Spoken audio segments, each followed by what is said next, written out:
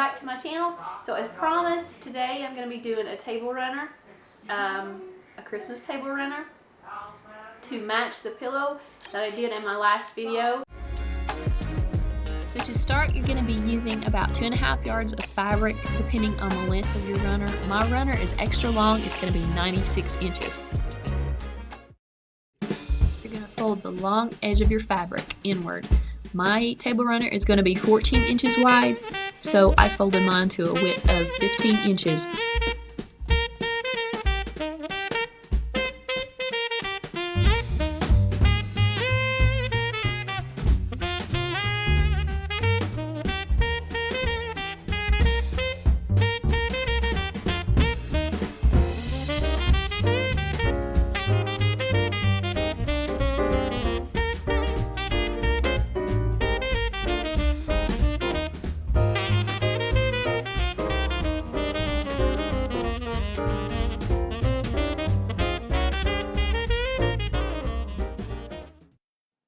Now you have 2 pieces of fabric that are the same size, and you're just going to sew along 3 of the edges, leaving 1 short edge open.